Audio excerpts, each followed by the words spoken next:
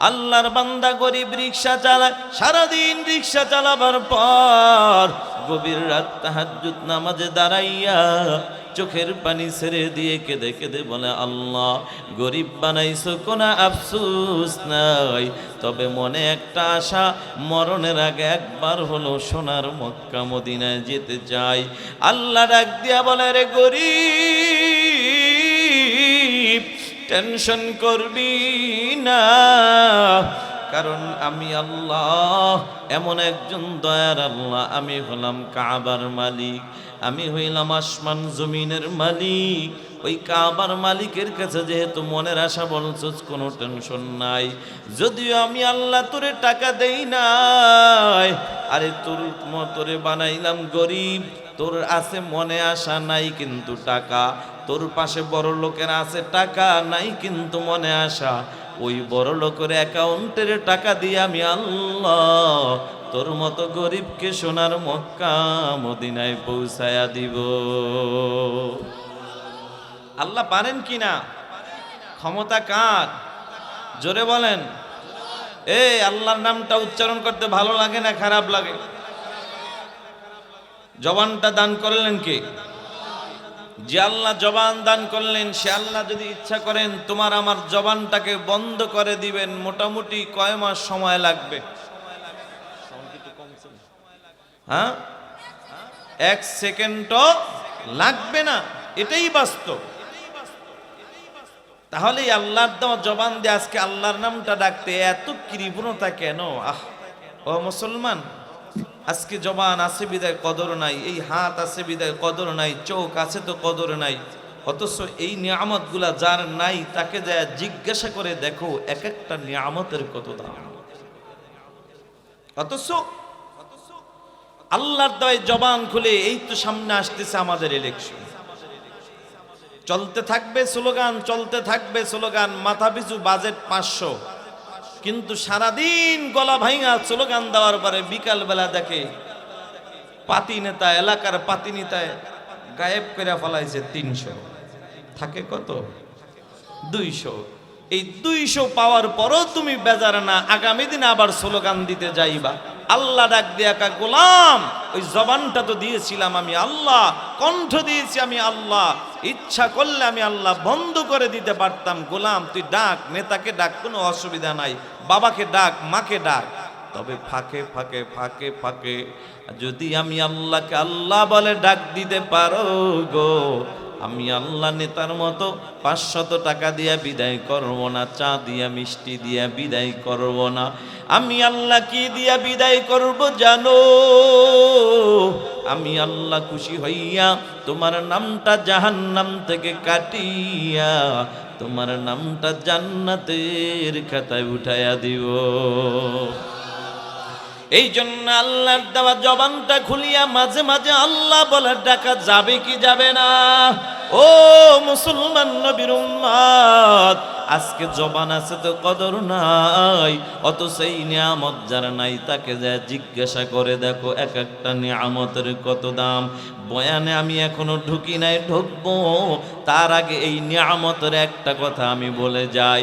জানি না আপনারা এই টাঙ্গাইল জেলার কালিহাতির মুসলমান জীবনেও কখনো কাউকে প্রশ্ন করার সুযোগ পেয়েছেন কিনা জানা নাই, তবে আমার জীবনে আমি একজনকে প্রশ্ন করার সুযোগ আমি পেয়েছিলাম। গত কয়েক বছর আগে উত্তরবঙ্গে রংপুর মাহফিল করে ঢাকার উদ্দেশ্যে রওনা হয়ে গেলাম। বগুড়া পার হওয়ার পর আমার সিটের পাশে দাঁড়ানো 15 থেকে 16 বছরের একজন যুবক, আল্লাহর গোলাম, চেহারাটা বড় সুন্দর। দুঃখের বিষয় ডানে তাকায় দেখি যুবকের ডান হাত নাই, বামে তাকায় দেখি যুবকের বাম হাতটাও নাই। দৃশ্যটা দেখে দেখি গলার মধ্যে গামছা দিয়া বান্দা চকবল ঝুলাইয়া চকলেট বিক্রি করে, টাকাটাও নিতে পারে না, চকলেটটাও দিতে পারে না। দৃশ্যটা দেখে আমি আমার মালিক আল্লাহর দরবারে শুকর আদায় করলাম আর বললাম, আল্লাহ এ জবানটা খুলি একটা ডাক দাও না আল্লাহ। যুবক হয় না, মায়া লাগায়া মালিকের নামটা বলো না আল্লাহ। ও যুবক হয় না, জীবনের শেষ ডাক মনে করে একবার বলো না আল্লাহ। এবার আমি আল্লাহকে বললাম, আল্লাহ তোমার বান্দা, আমি দুনিয়ার জমিনে জানি এ কালিহাতির মুসলমান, আমার ডান হাতের দিকে তাকাও, এই হাতের মধ্যে একটা ঘড়ি দেখা যায় বাবা, এই ঘড়িটা পরার জন্য কিন্তু আর একটা হাতের প্রয়োজন হয়। এই যে আমার চেহারার দিকে তাকায় দেখো, একটা চশমা দেখা যায়, এই চশমাটা পরার জন্য কিন্তু আমার হাতের প্রয়োজন হয়। আমি চিন্তা করলাম, মালিক খানা খাইতে যাই সেখানেও দেখি হাতের প্রয়োজন হয়, বাথরুমে যাই সেখানেও দেখি আমার হাতের প্রয়োজন হয়। কিন্তু আল্লাহ তাকায়া দেখলাম তোমার এই বান্দার ডানে তাকায়া দেখি ডান হাত নাই, বামে তাকায়া দেখি বাম হাতটাও নাই। মালিক আমার মনে প্রশ্ন জাগে, তোমার এই বান্দা কিভাবে খানা খায়, কিভাবে বাথরুমে যায়, কিভাবে জামা কাপড় পরে? এরে কালিহাতি থানার মুসলমান, আওয়াজ দিয়া বলো, এমন একটা প্রশ্ন বাবা মনের মধ্যে জাগে কি জাগে না? এখন তো প্রশ্ন জাগে বন্ধু, আমি করব কিভাবে? হঠাৎ করে আমার সফর সঙ্গে উঠাইয়া যুবক আল্লাহর গোলামকে পাশের সিটে বসাইয়া এইবার প্রশ্ন করলাম, এর যুবক ডানে তাকাইলাম দেখলাম ডান হাত নাই, বামে তাকাইলাম দেখলাম বাম হাতটাও নাই। বলো যুবক তুমি কিভাবে? এটা কি জন্ম থেকে না দুনিয়াতে আসার পরের ঘটনা? কথাটা বলার পরে তাকায়া দেখি যুবকের চোখে পানি। আল্লাহর বান্দা চোখের পানি ছেড়ে দিয়ে কেঁদে কেঁদে বলে, হুজুর এটা জন্ম থেকে নয়, মাত্র কয়েক বছর আগের ঘটনা। কি হয়েছে রে ভাই?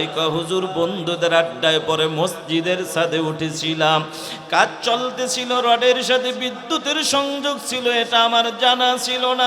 অজানা সত্ত্বে আমি হাতটা লাগাইয়া দিলাম, মারাত্মক অ্যাক্সিডেন্ট হয়ে গেলাম। হুজুর আমার মা দৃশ্যটা দেখে মা কোনোভাবেই মেনে নিতে পারে নাই।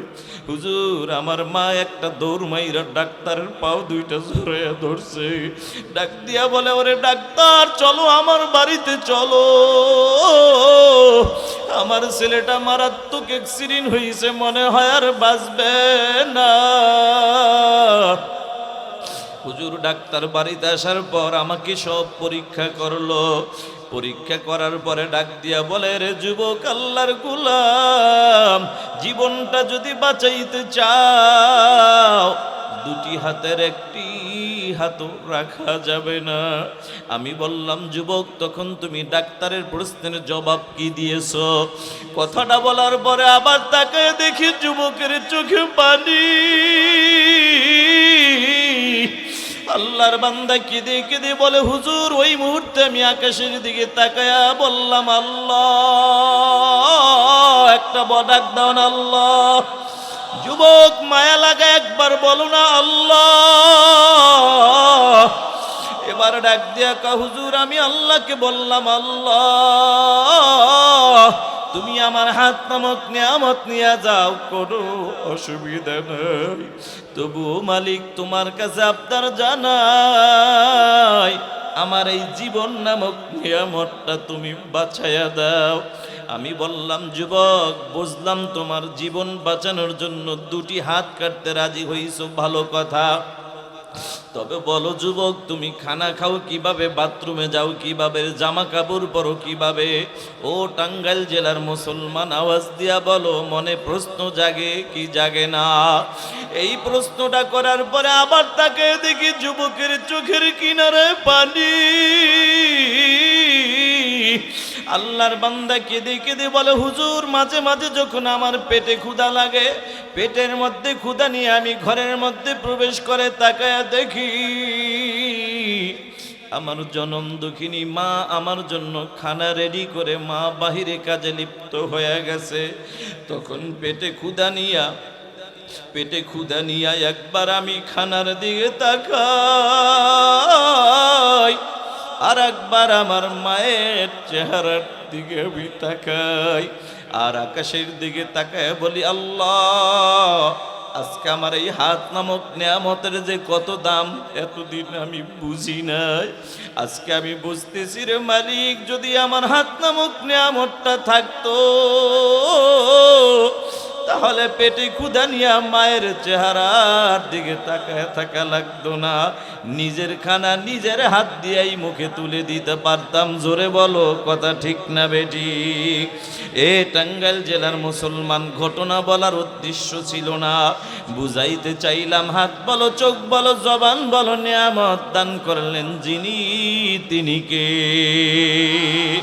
সে আল্লাহর দেওয়া জবানটা খুলিয়ে আল্লাহকে ডাকতে ভালো লাগে না খারাপ লাগে?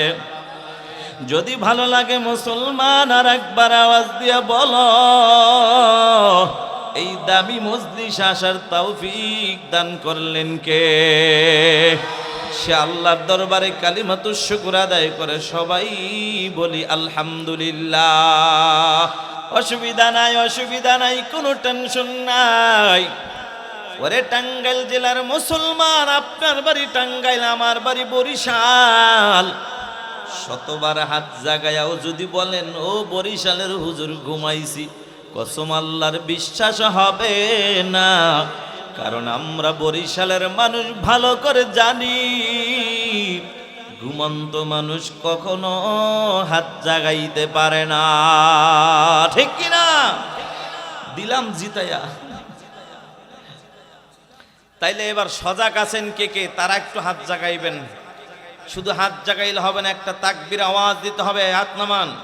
মুসলমানের এমন একটি তাকবীর আওয়াজ এই ময়দান থেকে চাই, আশেপাশে ইসলামের কোনো দুশমন যদি থাকে, টুপিওয়ালার দুশমন যদি থাকে এবং ভেগে যেতে যেন বাধ্য হয়, সাথে সাথে মুসলমান কোনো বন্ধু যদি চার দোকানে, বাদামের দোকানে, রাস্তায় আড্ডায় এবং ঘুমান্ত যদি থাকে, বিড়ির অর্ধেক খাইছে আর অর্ধেক হাতে নিয়ে দাঁড়ায় থাকে, এমন যদি থাকে, ও লাভ দিয়ে যেন ভয়ে ময়দানে আসতে বাধ্য হয়, এমন একটা তাকবীর আওয়াজ দেওয়া যাবে না?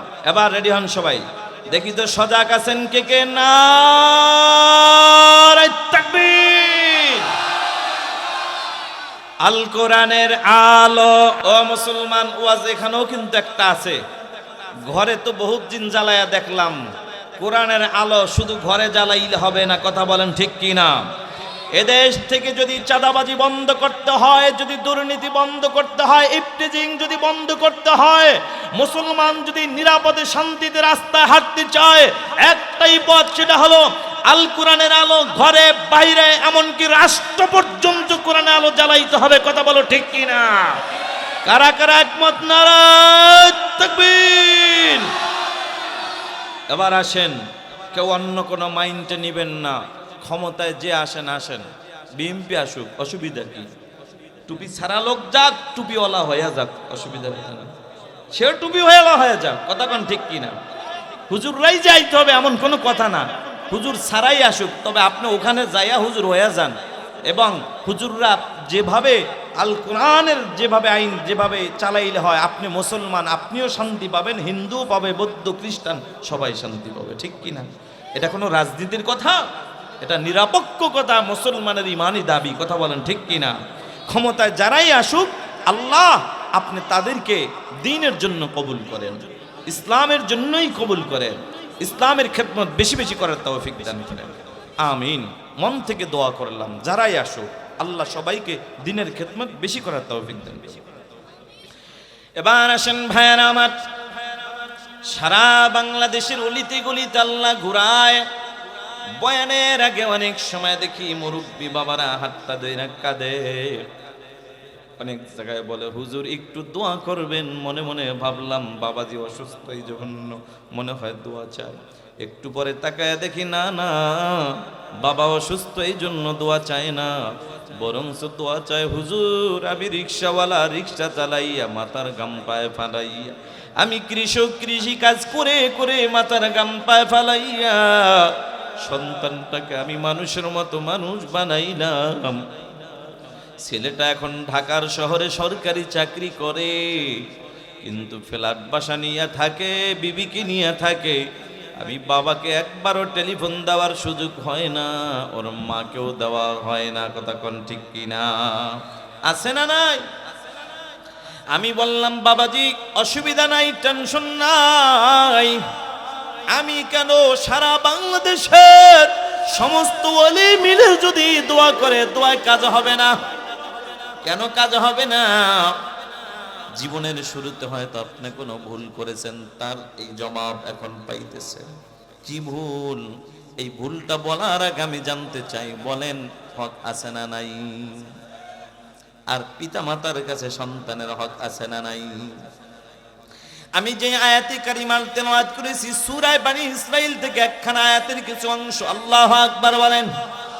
আল্লাহ বলেন, আল্লাহ বলেন ওয়া কাদা রাব্বুকা আল্লা তা'বুদু ইল্লা ইয়্যাহু ওয়া বিল ওয়ালিদাইনি ইহসানা।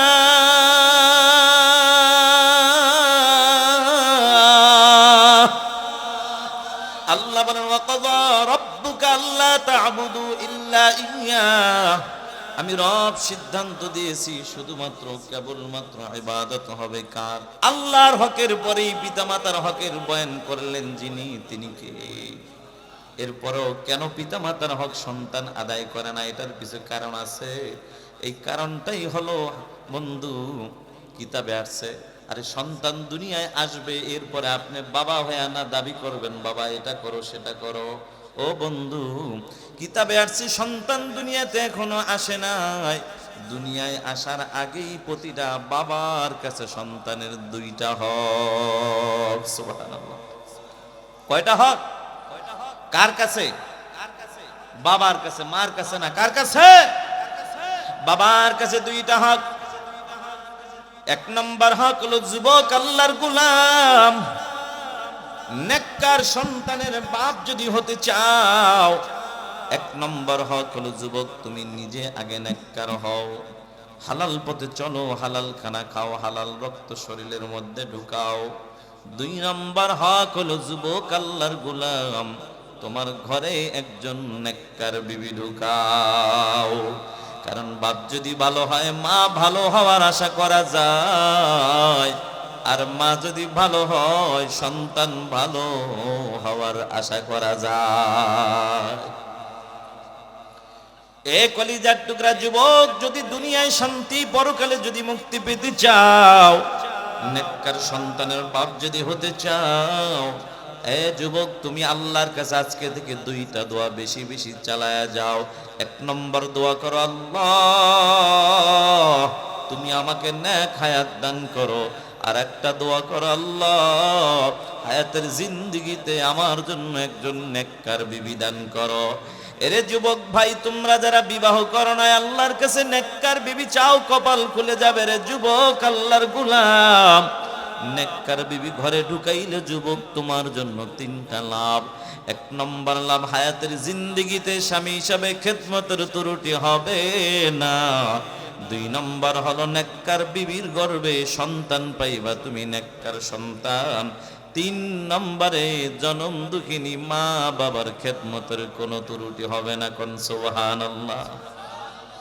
এরে যুবকের বিপরীত বেআমলওয়ালা, বিপরীত বেআমলওয়ালা বেপরদাওয়ালা বিবি যদি ঘরে ঢুকাও, ওদিকে যেমন তিনটা লাভ বন্ধু, এদিকে কিন্তু আবার তিনটা ক্ষতি। এক নম্বর ক্ষতি, হায়াতের জিন্দেগিতে খেদমতের কোনো ত্রুটি হবে না, হায়াতের জিন্দেগিতে খেদমত তুমি পাইবা না। দুই নম্বরে নেককার সন্তান পাইবা না। এক নম্বর ক্ষতি, তুমি স্বামী হিসাবে খেদমত পাইবা না। দুই নম্বরে নেককার সন্তান তুমি পাইবা না। একটু কমাও। দুই নম্বরে নেককার সন্তান তুমি পাইবা না। তিন নম্বরে জনম দুঃখিনী মা বাবার খেদমত পাইবা না। এ কলিজার টুকরা যুবক, ও যুবক ভাই, এই জন্য হায়াতের জিন্দেগিতে ওই মালিক আল্লাহর কাছে দুইটা দোয়া চালায়া যাও। এক নম্বর হলো তুমি নিজে নেককার হও, দুই নম্বরে নেককার একজন বিবি ঘরে ঢুকাও। এরে পর্দার আড়ালের মা, দুনিয়ায় শান্তি পরকালে মুক্তি যদি পেতে চাও আল্লাহর কাছে তুমিও দুইটা দোয়া চালাইয়া যাও। এক নম্বর দোয়া করো, আল্লাহ তুমি আমাকে নেক হায়াত দান করো। আর একটা দোয়া করো, আল্লাহ হায়াতের জিন্দেগিতে আমার জন্য একজন নেককার আল্লাহওয়ালা স্বামীর ব্যবস্থা করে দাও। কিন্তু দুঃখজনক হইল সত্য, এ বাংলার জমিনে অধিকাংশ মা বোন পাওয়া যায় এরা আল্লাহওয়ালা স্বামী চায় না, টুপিওয়ালা দাড়িওয়ালা নামাজি স্বামী এরা চায় না। এরা যেটা চায় সেটা হইল টাকাওয়ালা, বাড়িওয়ালা, গাড়িওয়ালা, বিদেশিওয়ালা চায়। আল্লাহর কসম করে বলি, ও পর্দার আড়ালের মা, টাকায় শান্তি দিতে পারে না, বিল্ডিং বাড়ি গাড়ি শান্তি দিতে পারে না। শান্তি দেওয়ার মালিক যিনি, তিনি কে? দুনিয়ার হায়াতের জিন্দেগিতে যুবক ভাই তুমি আল্লাহর কাছে দুইটা দোয়া চালায় যাও। একটা দোয়া করো, আল্লাহ হায়াতের জিন্দেগিতে আমার জন্য একজন নেককার, আমাকে নেক হায়াত দান করো।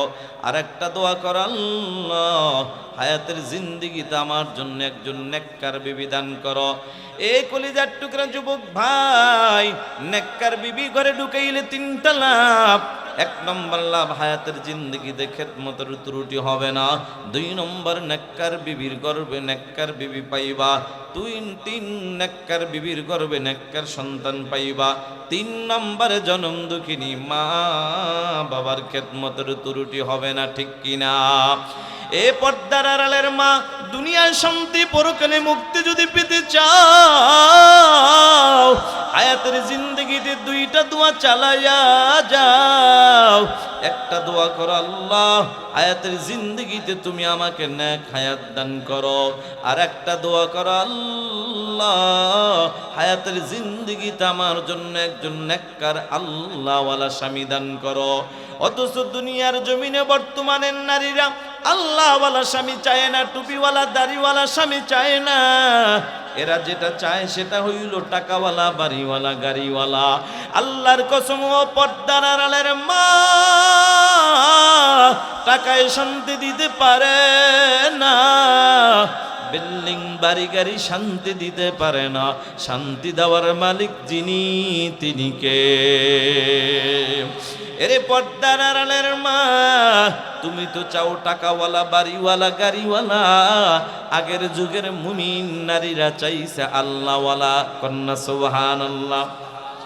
আগের যুগের মুমিন নারীরা আল্লাহর কাছে চাইছে আল্লাহওয়ালা স্বামী। এরে মুসলমান আল্লাহর গোলাম, বুঝাবার জন্য বলি, ও পর্দার আড়ালের মা, তোমার মতোই একজন আল্লাহর বান্দি এ বাংলার জমিনের ঘটনা। ছোটবেলা থেকেই নামাজ পড়ে, রোজা রাখে, পর্দার আমল করে, আর আল্লাহর কাছে সব সময় দুইটা দোয়া বেশি বেশি করে।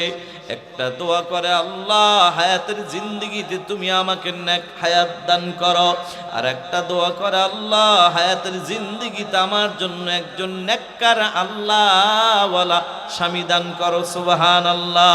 কিন্তু চাইছে আল্লাহওয়ালা, পায় না, পায় না, পায় না।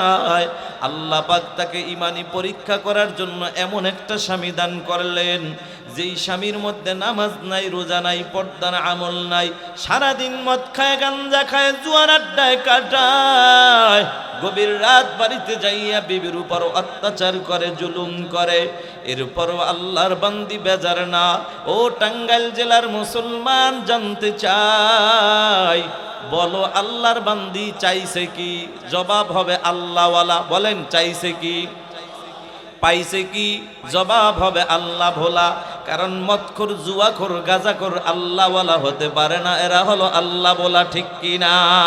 এজন্য মাঝে মাঝে প্রশ্ন করব, জবাব দেন, আল্লাহর বান্দি চাইছে কি? পাইছে কি? আল্লাহ ভোলা। এরপর রাতের গভীরে মাইর খায়, মাইর খাওয়ার পরও আল্লাহর বান্দি বেজার না। গভীর রাত তাহাজ্জুদ নামাজে দাঁড়াইয়া ওই মালিক আল্লাহকে ডেকে বলে, আল্লাহ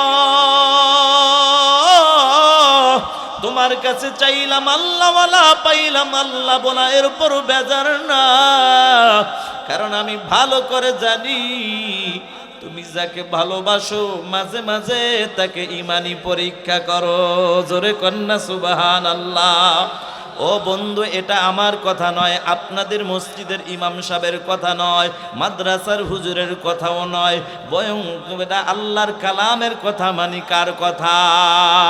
সূরা বাকারার 155 নং আয়াতের মধ্যে আল্লাহ জানায়, আল্লাহ বলেন ওয়ালানাবলুওয়ান্নাকুম বিশাইইম মিনাল খাউফি ওয়াল জু'i ওয়া নাকসিম মিনাল আমওয়াল ওয়াল আনফুসি ওয়াস সামারাত ওয়া বাশশিরিস সাবিরিন।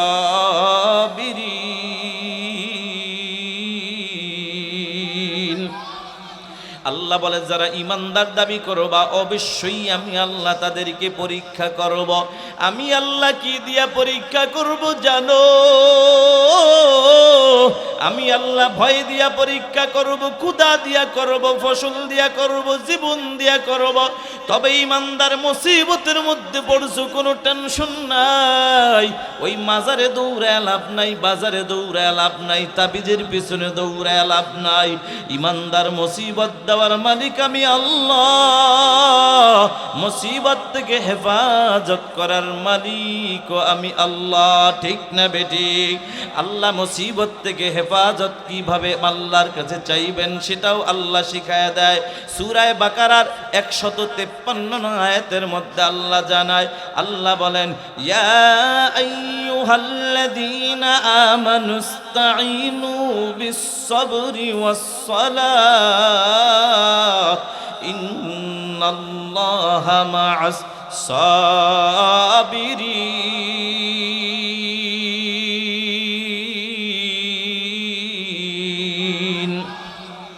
আল্লাহ বলো ইমানদার মুসিবতের মধ্যে পড়ছো, কোনো টেনশন নাই, দুইটা আমল নিয়ে সামনে আগাও। একটা হলো ধৈর্য আর একটা হইল নামাজ।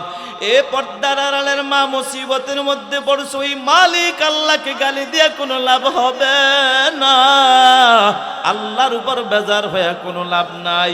আল্লাহ যাকে বেশি ভালোবাসবেন তাকে মাঝে মাঝে পরীক্ষা দিয়ে ঈমানি পরীক্ষা করবেন। কথা বলেন ঠিক কিনা? আল্লাহর বান্দি চাইছে কি? আল্লাহওয়ালা বলেন পাইছে কি? এরপরও আল্লাহর বান্দি বেজার না, গভীর রাত তাহাজ্জুদ নামাজে দাঁড়ায়, ধৈর্যের আমল নিয়া নামাজের মাধ্যমে ওই মালিক আল্লাহকে বলে আল্লাহ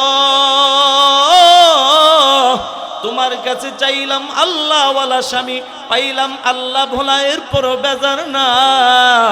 তবে তোমার কাছে আমি একটা আবদার জানাই, আমার এই আল্লাহ বলা স্বামীটাকেই তুমি আল্লাহওয়ালা বানায়া দাও। নারে তাকবীর। এখানে একটা বিষয় আছে বন্ধু, দেখবেন আগের যুগের মুমিন নারীরা স্বামীর হাতে মাইর খাওয়ার পরও স্বামীর জন্য করছে হেদায়েতের দোয়া। কি করছে? দোয়া। আর বর্তমানে মাইর তো দূরের কথা, দোয়া তো দূরের কথা, আস্তে করে একটা ধমক দিলে জায়গায় জোরে 10টা ধমক মাইরা দেয়। আছে না নাই? এটা টাঙ্গাইলে নাই, বরিশালের কথা কইতেছে, এদিকে তো নাই। টাঙ্গাইলে আছে। ইমাম সাহেবের কাছে যাইয়া ডাক দেয়া, ইমাম সাহেব একটু পানি পড়া দিবেন নাকি? হুজুর বলে কি হইছে? হুজুর স্বামীর হাতে মাইর খাইতে খাইতে জীবনটা বাত হয়ে গেছে। হুজুর বলে দিলাম পানি পড়া। হুজুর পানিটা খাবো কখন? হুজুর বলে স্বামী মারে কখন? হুজুর বলে স্বামী মারে কখন? হুজুর সকালবেলা অফিসে যায়, বিকালবেলা আইসাই শুরু করে। তুমি একটা কাজ করবা, সকালে বিকালবেলা যখন স্বামী ঘরে ঢুকে, ঢোকার আগে এই পানিটা মুখে ঢুকাইবা। যতক্ষণ ঘরে থাকবে পানি গিলতেও পারবা না, ফালাইতেও পারবা না। 7 দিন আমল করবা, 8 দিন পর দেখা করবা। 8 দিন পরে যায় ইমাম সাহেব কোন সূরা পড়ছেন শিখায়া দেন। হুজুর বলে কোন সূরা পড়ি নাই, কোন সূরা পড়ি নাই। তাহলে এত অ্যাকশন পাইলাম, এত উপকার পাইলাম, বুঝলাম না। ইমাম সাহেব ডাক দিয়া কয় 7টা দিনের জন্য তোমার মুখটারে জনমের মতো তালা মাইরা দিছি। তখন ঠিক কি না? বুঝা গেল মহিলারা পুরুষের হাতে যত মাইর খায়, এই মাইর খাওয়ার পিছনে যত কারণ আছে, 1 নম্বর কারণ হলো তাদের এই মুখ মোবারক। তখন ঠিক কি না? কথা বেশি কয় মাইর বেশি খায়, কম কয় কম খায়। এই জন্য আমার মা বোনদেরকে আমি বিনা টাকা একটা তাবিজ দেয়া যায়, দিমুনি। আপনারা কিন্তু মায়ের দেওয়ার আর সুযোগ পাইবেন না যদি এই তাবিজটা ব্যবহার করে। দিমুনি, দিমু। যেরকম মায়ের অভ্যাস, এরা কয় খবরদার এই কাম করেন না, দিমু। আল্লাহ বলেন বিসমিল্লাহির রহমানির রহিম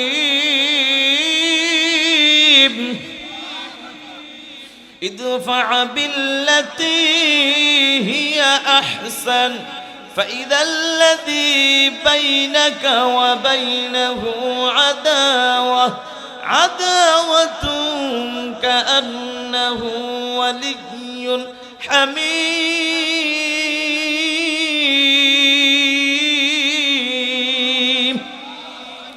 আল্লাহ তাআলা বলেন তোমার উপর যদি কেউ মন্দ আচরণ করে, তোমার সাথে মন্দ আচরণ করে, জবাবটা মন্দ দিয়া জবাবটা দিও না, বরংস এই মন্দ জবাবটা তুমি জবাবটা খারাপ আচরণ করেছে, জবাবটা খারাপ দিয়া না দিয়া বরংস ভালো দিয়ে দাও। তোমার সাথে কেউ গালি দিছে, তুমি জবাবটা তাকে সুন্দরভাবে তার একটু প্রশংসা করে দাও।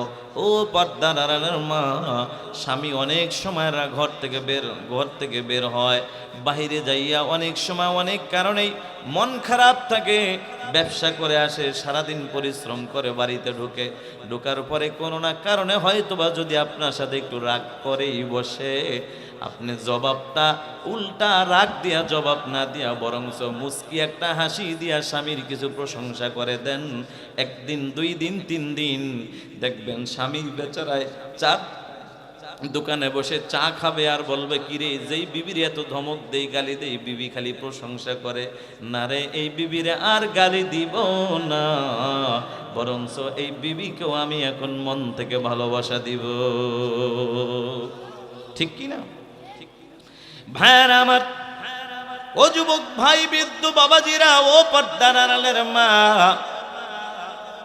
বয়ান লম্বা নয়, সংক্ষেপ করে নিয়ে আসতেছি। কলিজার টুকরা যুবক রে, তোমাদেরকে অনুরোধ করি, সন্তান কেন পিতা মাতার হক আদায় করে না, এটাই আমার আলোচ্য বিষয়। এই আদায় না করার পিছনে কারণ হলো, যুবক ভাই, সন্তান দুনিয়ায় আসার আগে প্রতিটা বাবার কাছে 2টা হক ছিল, 2টা হক। 1 নম্বর হক হলো যুবক তুমি নিজে নেককার হও, 2 নম্বর হক হলো একজন নেককার বিবি ঘরে ঢুকাও। যুবক রে, নেককার বিবি ঘরে ঢুকাইলে 3টা লাভ, আর বেআমলওয়ালা বেপরদাওয়ালা বিবি ঘরে ঢুকাইলে 3টা ক্ষতি। 3টা লাভ হলো, 1 নম্বর লাভ, স্বামী হিসাবে খেদমতের কোনোদিন ত্রুটি হবে না, কারণ নেককার বিবিরা স্বামীর খেদমতের বড় পাগল। আর বেআমলওয়ালা বেপরদাওয়ালা নারীরা স্বামীর খেদমত তো করেই না, বরঞ্চ স্বামীর টাকায় মোবাইলে এমবি ভরে ভরে অন্য পুরুষের সাথে কালেকশন লাগাইয়া, কথা কয় না, 14ই ফেব্রুয়ারি বেহায়া দিবসের দিন স্বামীরে ফাঁকি দিয়া বোকা বানাইয়া বুয়াপুর ওই যমুনা ব্রিজের গোড়ায় যায় আরেকজন লয়া করে, কথা কও ঠিক কিনা? এই জন্য নেককার বিবি ঘরে ঢুকাইলে 3টা লাভ।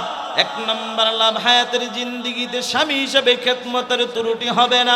2 নম্বরে নেককার সন্তান পাইবা। 3 নম্বর জনম দুঃখিনী মা বাবার খেদমতে কোনো ত্রুটি হবে না। এবার যুবক বেআমলওয়ালা বেপরদাওয়ালা বেনামাজি বিবি যদি ঘরে ঢুকাও, তাহলে তোমার জন্য 3টা ক্ষতি। 1 নম্বর ক্ষতি, স্বামী হিসাবে খেদমত পাইবা না। 2 নম্বরে নেককার সন্তানও তুমি পাইবা না। 3 নম্বরে জনম দুঃখিনী মা বাবার খেদমত পাইবা না। কারণ নবী বলাল জান্নাতু তাহতা আকদামিল উম্মাহাত, নবী বলে তোমার মায়ের পায়ের নিচে তোমার জন্য জান্নাত। সুবহানাল্লাহ।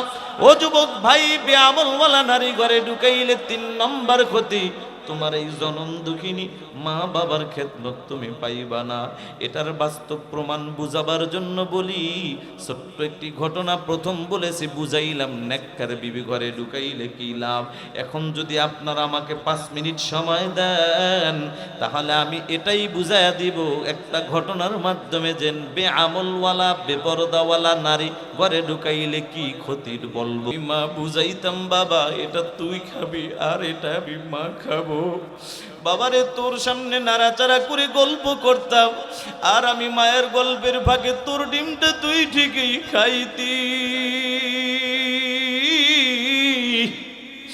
আমি মায়ের বাজেটের ডিমটা আমি মা খাইতাম না, বরঞ্চ আস্তে কইরা লুকায় রাইখা দিয়া বিকাল বেলা বিক্রি করে করে তোর জন্য পরীক্ষার টাকা জোগাড় করছি। কথাটা শুই না, মার কথা শুই না, ছেলে চোখ দিয়ে এখন পানি। মাগো তুমি এত কষ্ট করছো, একটু দোয়া কইরা দাও যেন তোমার মনের আশা পূরণ করতে পারি। এ যুবক ভাই, দিলটা নরম কইরা দাও। জানি না এই মজলিসে কার মা নাই, কার বাবা নাই। হতে পারে তোমার দুই ফোঁটা চোখের পানির বিনিময়ে মা বাবার কবর জান্নাতের বাগান হয়ে যাইতে পারে। ও যুবক ভাই, দিল নরম কইরা দাও। আব্দুল খালেক মার দোয়া নিয়ে পড়ালেখা করে করে মাস্টার্স পর্যন্ত কমপ্লিট করে ফেলল।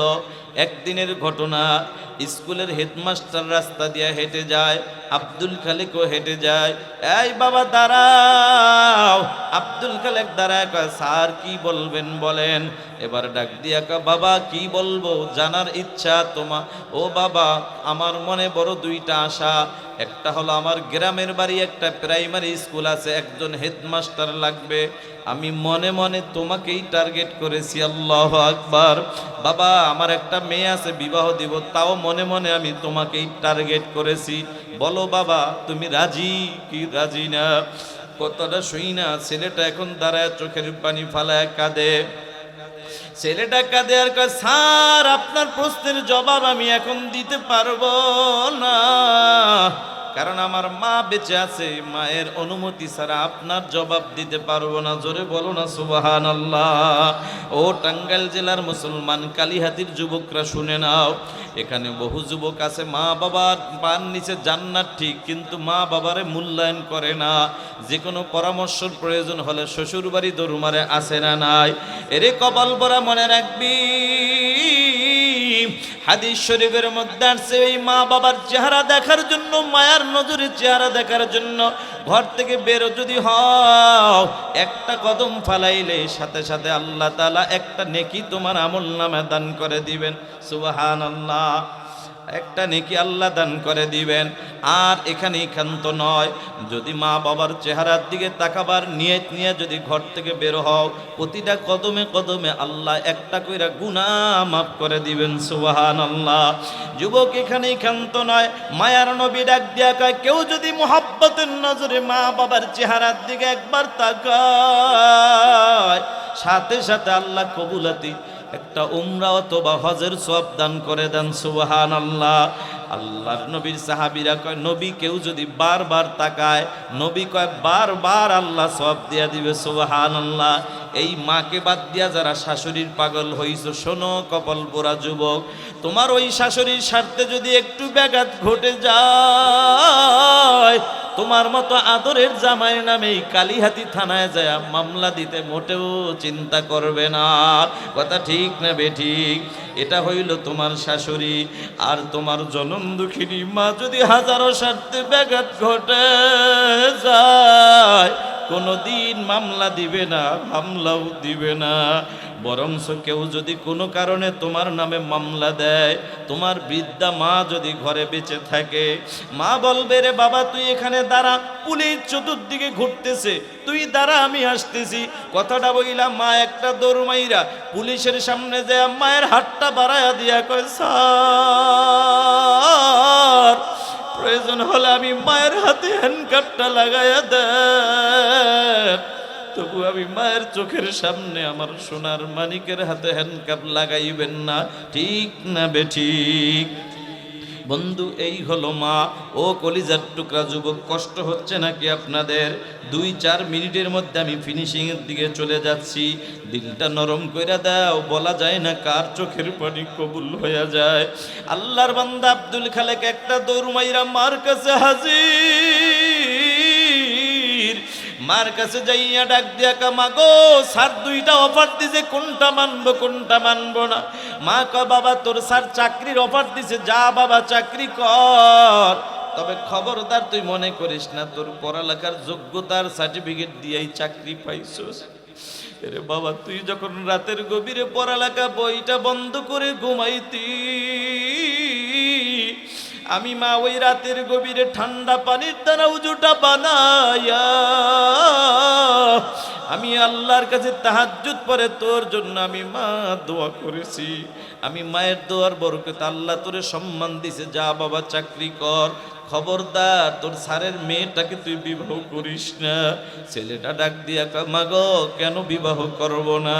মা ডাক দিয়া কা, বাবারে তোর স্যারের মেয়েটা হইল আধুনিকা, নামাজ নাই, রোজা নাই, পর্দার আমলও নাই। যেই নারীর মধ্যে নামাজ রোজা পর্দার আমল থাকে না, ওই নারীর দ্বারা মুসলমানের সংসারে কোনোদিন সুখের আশা করা যায় না। কথা ঠিক না বেঠিক? ও বন্ধু, আব্দুল খালেক তো মার কথা মানে নাই, নিজেই পণ্ডিত